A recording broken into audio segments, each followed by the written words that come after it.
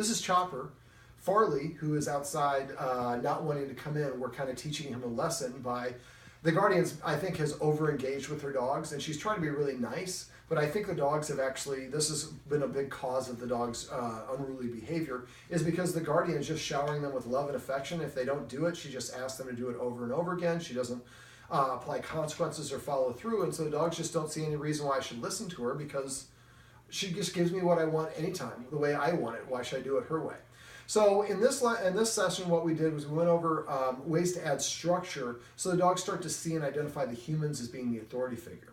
So one of the things we talked about were rules and how to enforce the rules. So we talked about the 4 escalating consequences to enforce the rules. Crash. We also talked about rules such as not being allowed on the couch. Now, because Farley has a knee problem, he's a Great Dane, he has problems sitting or laying down, we would maybe allow him on the couch with an invitation, but even at this stage, he's in some discomfort because of his knee, so we're kind of going to let him do what he wants. Now, this guy is way overweight. He cannot really get on the couch on his own without some assistance. So I would not allow him on the couch because he's a demand barker, and he, when I first came in, had a little bit more I don't say aggression because that's not the right word, but it was a more aggressive bark than what Chopper was, than what Farley was giving. And so again, he's a herding breed. He's a Corgi. Corgis are designed to solve problems on their own and be in charge of others and correct them. If they don't have any rules, no dog has any rules, they can see themselves as your peer. If the dog is able to bark at you or demand or scratch at you or nudge you and to tell you to pet them and you do it, after a while you're telling the dog, you are in charge of me. When you tell me what to do, I listen. But then he probably also tells the humans not to do something. Don't go outside, or there's somebody walking by, or whatever it is, and we don't listen to him because we don't perceive him to be an authority figure. Careful, you put your finger on this side is going to get in there. Perfect, yes. And so the more that he thinks that he's in charge, but we don't listen to him, the more stress that he goes under. And dogs actually have cortisol that gets dumped in their blood just like humans. Their adrenal glands get activated. And if I get in a car accident or a fight, I can't immediately shut it off. I need a couple of minutes for my body to filter those chemicals out of my blood. So for the dog, right here, you see the Guardian has kind of pulled the window back so that the little dog can sit up here and bark out the window. The Great Dane can just stand and look out the window. But they're practicing being guard dogs. But we don't want them to be guard dogs. We don't want the demand barking. We don't want a lot of the nuisance behaviors that they have. And so, but by petting, only the lead dog gets petted for free, which is what that was going on before. Only the lead dog sets the rules and forces others and doesn't have that happen to itself. So there are a lot of things I think the human was doing inadvertently that were confusing the dog. Also, it's important to note that anything your dog is doing when you pet it is what you're amplifying and reinforcing. This includes unbalanced states of mind like excited, fear, anxiety, stress. And so if you have a dog that's stressed out or fearful and you're like, it's okay, you're going to make it more stressed. It's excited, you're going to make it a little bit more excited. And just like humans, dogs are going to make the most mistakes when they're in an unbalanced state of mind. So we want the dog to be calm and balanced. Now, one of the ways that I like to achieve this is by stopping things that at the second the dog gets excited. I just went through this the other day with a client. Their dog got super excited as soon as we pulled out the leash. And she actually used to live here, and she lives in Hopper or Hooper now. And she doesn't have a backyard. She can't really walk the dog. It's a big German Shepherd, probably weighs close to 100 pounds. Well, as soon as she puts the leash on, he starts getting worked up. And as soon as she took 2 steps toward the door, the dog's pulling and jumping and biting the leash and going crazy. Well, what I had her doing is recreating that situation. So the first step is just walking to where the leashes were. And as soon as the dog walked in front, for whoever's in front is in charge. So as soon as the dog walked in front of her, she just lost interest, went and sat down. She didn't chew him out. She didn't correct him. She just stopped what she was doing, which is something the dog really wanted. If we stopped that consistently within 3 seconds, then we waited for the dog to completely calm down. We actually waited for the dog to lay down. As soon as it laid down, she got up and started walking again. It took over and over, but eventually by the time she got to where the leash was, the dog had figured out I have to stay behind her because as soon as I move in front, she loses interest and walks away. She doesn't tell me anything, she just loses interest.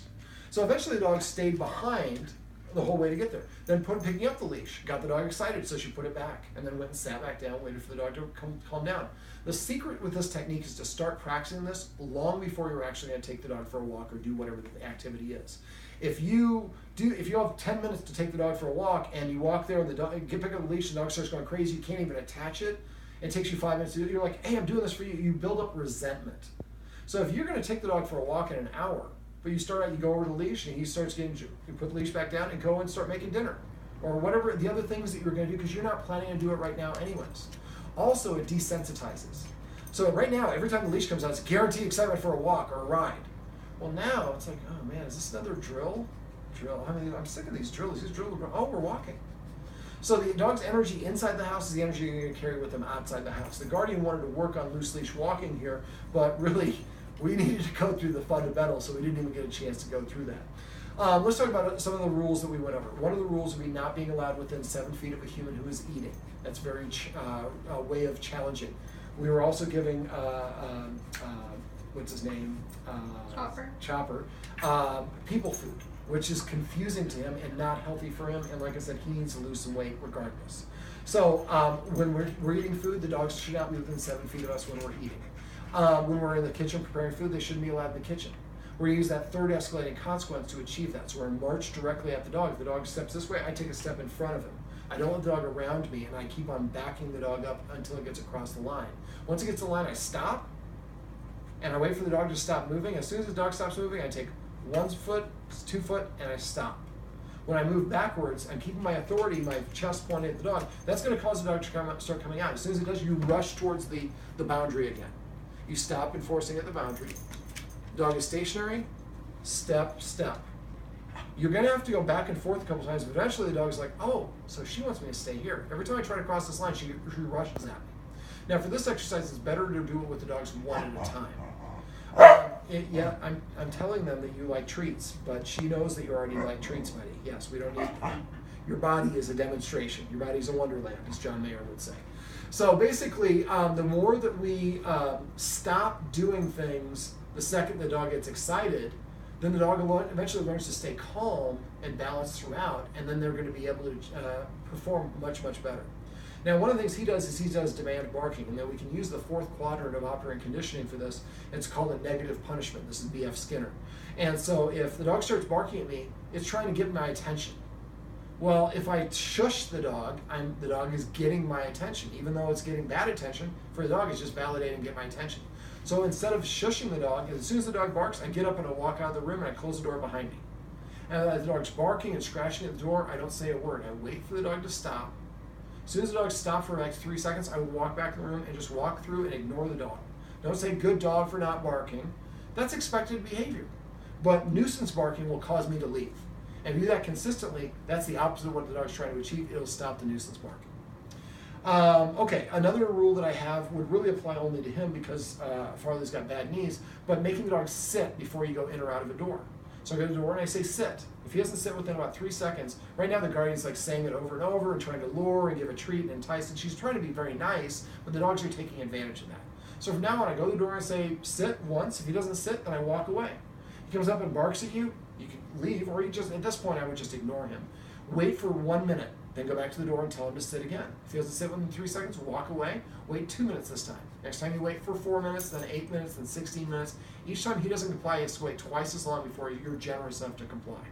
Eventually, the dog will start going to the door and sitting down to prepay and say, I would like to go outside. Now, for Farley, because he doesn't like to come inside, he likes to bark and yell at the other neighbor dog. One of the things I recommend is getting reed matting. Usually it's a roll that you can kind of almost like for a window shade. And you get it like Pier 1. What I would do instead of hanging it this way, I would put it on the chain link fence this way and put it on the outside of the chain link fence. Otherwise the dogs can paw it and knock it down. So this way it blocks the dogs from seeing the dog that is on the other side of the alley in their backyard. Or at least it'll block him from seeing it. And if you take away the sight, that can help. Now we went through a focus exercise above that once your dogs know how to focus, practicing the focus outside when that dog's there with only one of your dogs, that's a great way to help them filter out and practice focusing even amongst distractions. But because Farley doesn't, every time she goes out and calls Farley, that represents the end of fun time. I'm having a fun time yelling at the squirrel, you asked me to come, and then the fun's over. Well, so what I would do instead, we just went outside and I did this. I gave the guardian about 10, 12 treats. She walked to the edge of the little kind of portable or porch area and held her hand out. The dog came over. She gave him the treat. Now, she was having difficulty how she was saying this. So the guardian frequently will say, sit. When the dog sits, she goes, sit. So we want to say it always the first way or always the second way. That you can, whatever inflection is fine, just be consistent. I prefer no baby talk. Some people really like it. There's nothing wrong with it if that's what you like. Just make sure you're always saying it. Otherwise, sit and sit are completely different commands. The dog has to learn 2 things instead of 1. So what she did is she walked out the edge of the paved area and she held out her hand and said, come. Now if he didn't come, and I'll show you with him, so if I go like this, he's not coming. But if I do this, the lower you go, the more it's for the dog. So when Chopper or when Farley looks at you, start lowering your hand to the floor. And when he comes over, let him lick the treat and say, come. And then you let him go back and play. And then wait for him to walk away, then take 1 step closer to the door, and then wait for him to do his own thing, and then again hold another treat and say, come. He comes over, you give him the treat and say, come. After he comes in, so you'd say maybe twice. If he knows the command, come. When he comes to you, give him the treat. He licks it off your hand, and you say, come after the treat goes in his mouth. Then you let him and wait, and he's going to say, you got more treats, I can smell them, give me more. Just wait, cross your arms, wait. As soon as he walks away, take another step closer to the door. So if you practice 3 or 4 times a day, you walk out there with maybe 5 treats, and you're gradually walking closer and closer to the door, but he doesn't have to go inside. After a while, you'll be able to just open the door, and he comes up to you, and you can give him the treat, and then you can drop one on the floor. And again, I would say come up with an in and out word. So when you drop on the floor inside, when he comes in to get it, maybe say inside, or house, or whatever the word is. And when you're going outside, I would make sure we sweep up all the debris, and then just from leaves and whatnot. And then we go outside, go to the door, open the door, touch his nose with it, and toss it 3 feet outside the door. He'll run out and get it, and you say yard or back or whatever outside, whatever the word is that means outside. By practicing these over and over and incorporating positive reinforcers in the form of treats, now we're creating a vocabulary and giving the dog an incentive to want to go in or out the door. Let me see, what else? We went over petting with a purpose and passive training. I think this is part of why he's a demand barker, is he just is used to getting his way. So from now on, if the dog nudges me or paws at me and wants attention, I'm not going to give him attention. I'm going to give him a counter order. Sit. And when he sits, I pet him under his chin, and I'm going to say just the word sit. If he's already sitting, ask him to lie down. If he's sitting here, ask him to sit over here. Jesus has to do something to change his state. After a while, he'll start coming and sitting in front of you to prepay for attention. Look, I'm doing something you want to ask for attention. Most of us train our dogs to misbehave because that's when we give them our attention by correcting them. Well, by using passive training, every time he comes to you, pet him and say, come. Well, I'll get to passive training in a second. We're right now on petting with a purpose. So petting with a purpose is not acknowledging the dog when the dog demands attention or asks for it or paws for it. Now, the second way to do it is if the dog does prepay, we do want to recognize and reward the dog for doing that. The more we do that, and then it's just sit and pawing, the dog will start coming and sitting in front of us. Now that leads me to passive training. Passive training is simply the rewarding the dog for doing a desired action behavior after it voluntarily does it on its own without any influence from us. So every time the dog comes to me, I'm going to pet him and say, come. Every time he sits, I'm going to pet him and say, sit. Every time he lays down, pet him and say, crash. And teaching these dogs new commands is going to be really important. The dogs are several years old, and they really only know 2 commands, and not even that well. So I would go to, like the Guardian, to go to YouTube and start doing this once a month. Go to YouTube and pick an easy dog trick, and then work with the dogs separately and teach each dog that trick. And then practice that all month long. Next month, pick a new trick and teach both dogs those. So we should do, sit, come, stand, the basic stuff. But also teaching a dog to maybe stay is a great one because it requires self-control. Teaching a dog to balance a treat on its nose also requires self-control. Chopper just went like this when I did that. But basically, the more that we teach, and don't teach him to shake because your dog's already put their paws on you, so we don't need any help with that, because if you like this, you must really like this. That's how dogs look at it. So teach him bang, you're dead, and he flops on his side and plays dead. The more of those that you teach him, and careful of your fingers, there you go. The more that you teach him, the more their confidence is going to increase. And I think that part of the reason he acts this way is he's insecure. And I think Farley's not as insecure. Actually, Farley's more insecure than him. But he has a little bit of a bite to his territoriality. I think he's more assertive about it. Where Farley, I think, is just, he's barking to try to get people to move away, or because he is. But the more that we enforce rules and boundary consistently and pet them only with a purpose as opposed to when they demand it, or reward desired actions, behaviors, the more the dogs will start to emulate those and offer those behaviors. Now they're showing us good behaviors as opposed to bad behaviors. I'm guessing I'm getting a lot of flags and stuff that's coming up on my phone right now. Reminders, don't zoom in. All right, so let me see. I like the Guardian. She's been leaving food out, and that's part of the reason why Farley doesn't eat very well. Most of the dogs, people have dogs that don't eat, they think I'll leave the food out all the time. That actually accelerates and worsens the process. Instead, I'm going to put food down. I'm going to eat something first as a human. And then I would like the human to put then Farley's food down. Farley gets eaten while Farley's eating only after the humans eat first. And if you're going to go out to eat, just eat something in 5 or more bites. Then give Farley permission to eat. He comes over and sniffs his bowl and he walks away. As soon as he walks away from his bowl, I pick up the bowl, dump the food back out of it, and put the empty bowl back down. He'll come over and lick the empty bowl. And hey, buddy, when you walk away, that's your way of saying you're done. In the wild, dogs don't save food for another dog. The next dog in line is going to eat that dog's portion. So then you dump it, and you know, no sympathy. He gets no meal again until the next meal. My parents' dog went 3 days without eating, and I feed 3 times a day. But the 4th day at breakfast, she ate everything, and she ate everything ever since then. So this is a test of who's going to blink first. And for dogs, eating is a very primally important activity. So we need to make sure that we are eating first, so they see us as being in that prime position. Let me see. I went through a focus exercise above. I'd like the Guardian to practice that with each dog 3 times a day, every day for a week. And we want to get by the end of the week, 1 second, 20 seconds for each dog. Now, they'll go at different paces. That's fine. But once we do it inside, everywhere in the house, and don't just do it here or there. Do it in the bedroom, the bathroom, the kitchen, all over the house. Dogs don't generalize. They need to do things in different locations. Once we got to that point, then when there's no dogs out back, then I would take the dogs outside and practice with them the focus 1 at a time outside. Now there's a lot more distractions. And we want to teach them to focus on us and ignore the distractions. Now, because Farley has some bad knees, I want his Guardian to check with his vet, because his vet has not given her really good instructions what he can and can't do, which I'm not a big fan of a vet that doesn't do that, but there might have been other reasons for that. But we want to ask, and we're getting, he might have to have surgery on his knee or whatever it is, but we want to make sure that we're not putting him in a painful situation. He was pacing around a lot, and I think it's hard for him to get up and down off the couch. We have hardwood floors. They're nice floors, but one of the things I'd recommend the Guardian go to Carpet World or Carpet Land, whichever the name is in Omaha. They sell remnant pieces of carpet. It probably could cover this whole room for about $5 in those remnant pieces of carpet. That's going to make it a lot easier for Farley to move around, and he might find that he likes laying down on the carpet. He has more room. Right now he could just lie there or here, and he would lie down and get up and pace around. So it tells me that he's not comfortable. Also, both dogs appear to have a need to have their anal glands expressed, so I'd ask the vet about that. Farley has licked the fur off of one side of his rear end, and it's very pink. I have a Dalmatian, so I'm not familiar with the white dog stuff, but usually there's an indication of something going on there. Now, Chopper has some allergies, so it might be contributing to that, and Farley might have some allergies as well. But we'd like to make sure that those don't need to be expressed. We want to take care of any physical ailments, because just like a human, if we're in pain, that's going to affect our personality and our social interaction with other people if we're in a chronic state of pain. Let me see, what else? I'd like the Guardians to start an exercise journal. Even though the dogs aren't getting, Chopper needs a lot of exercise. And he needs, like I said, to be watching his food and no more people food.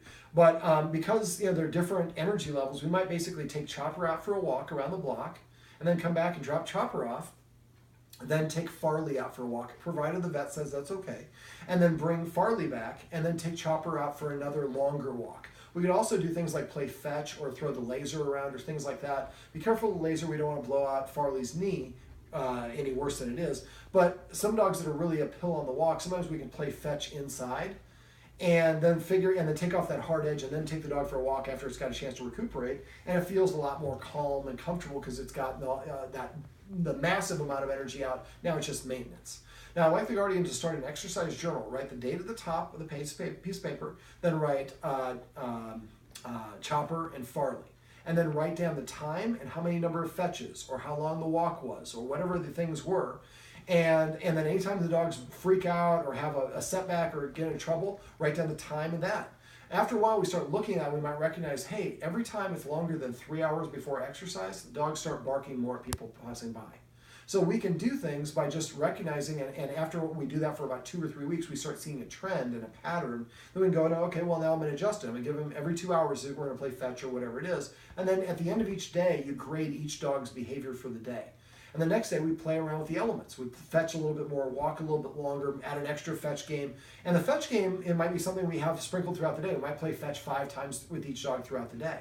But burning off that excess energy in a 5 or 7 minute game of fetch might last you for an hour and a half, and then you do it again another hour and a half later on. And we find a combination of exercise and activities that helps the dog keep themselves stimulated and burning off a little bit of fat off of Chopper, and helping them feel stimulated, clearing their mind, and doing all those other fun things. That it's important. That's why we change our scenery and go out for walks and stuff. Something else that the Guardians might want to do is look into scent games. This is something that's very easy to Google. There's a lot of games.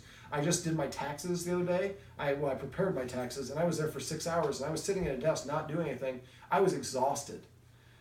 It's draining to do those sort of mental work. For dogs, if we can do scent games, maybe have them outside and then bring one dog in, we have 10 treats hidden in the room, and we have a game where they've got to find the treats. No, there's one more.